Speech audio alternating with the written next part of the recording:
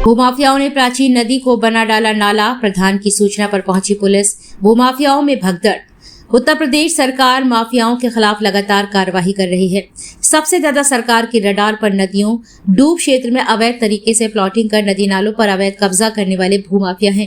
लेकिन निचले स्तर पर जिम्मेदारों की मिलीभगत के चलते दबंग भूमाफिया खुलेआम नदियों के आकार को छोटा कर अवैध कब्जा करने और प्लॉटिंग करने लगे हुए हैं।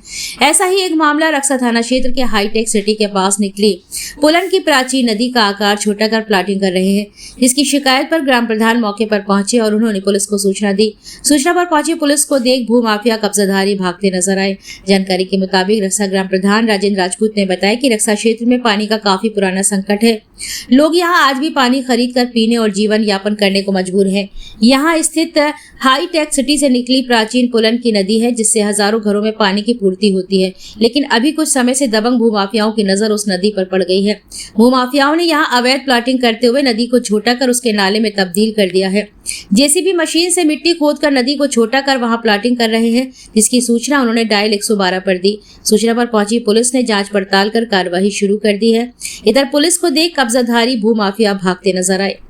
नदी का अस्तित्व बचाने को करेंगे आमरण अनशन। भूमाफियाओं के दौरान पुलन की नदी का आकार छोटा किया जा रहा है। ग्राम प्रधान ने कहा कि अगर प्रशासन ने इन भूमाफियाओं के खिलाफ कार्रवाई नहीं की और नदी का अस्तित्व खोने से नहीं बचाए तो वे शुक्रवार को आमरण अनशन करेंगे। उन्होंने बताया कि भूमाफियाओं के खिलाफ वे बीते दिनों जिलाधिकारी को शिकायत करके भी आए थे। उसके बाद भी इन पर कार्रवाई नहीं की गई और न ही अवैध निर्माण कार्य रोका गया है। क्या पूरा मामला है, कौन लोग हैं और कैसे कब्जा कहाँ पर करके जा रहे हैं? जी वैसे तो क्या है, रक्सा में जब से बीड़ा आया है भूमाफिया, पूरे झांसी जिले के भूमाफिया सक्रिय है। और यहाँ पे एक पूर्व लेखपालों का एक बहुत बड़ा सिंडिकेट है जो विभाग में जुड़े रहते हैं और विभाग को गुमराह करके सरकारी ज़मीनों पे और अगल बगल के जो काश्तकार हैं उनकी ज़मीनों पे भी कब्जा करवा करके भूमाफियाओं को लाभ पहुँचा रहे हैं।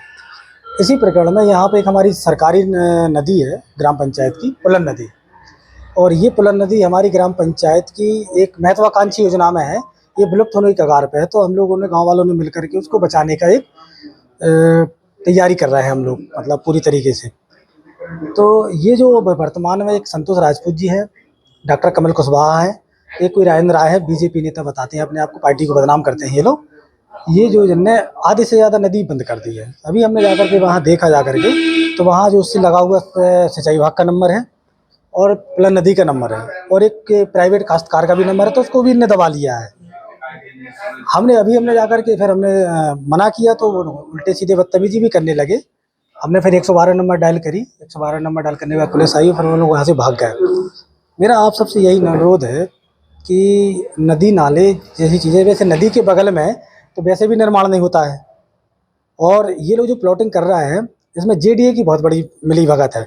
यहाँ जेडीए यहाँ आंख मूंद करके बैठा हुआ है। यहाँ रक्सा में कम से कम 50 जगह अवैध कॉलोनियाँ कट रही हैं जहाँ पे जेडीए बिल्कुल आंख बंद कर बैठा है।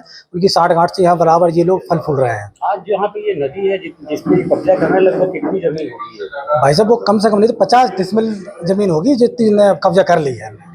और वो सिंचाई विभाग का नंबर है और नदी का नंबर है। आपने पुलिस को सूचित कर दिया? मैंने कर दिया। अगर ये कार्रवाई इसमें नहीं होती तो आपका आगे हम भाई साहब इसका जो है, जो संवैधानिक तरीका होता है, हमने कल जिलाधिकारी महोदय को हमने कल प्रार्थना पत्र भी दिया था।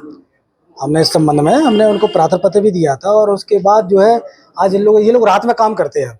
हम इसको अपने तरीके से रखवाली करेंगे, नहीं कर पाएंगे तो भैया वहाँ पे हम अनशन करेंगे।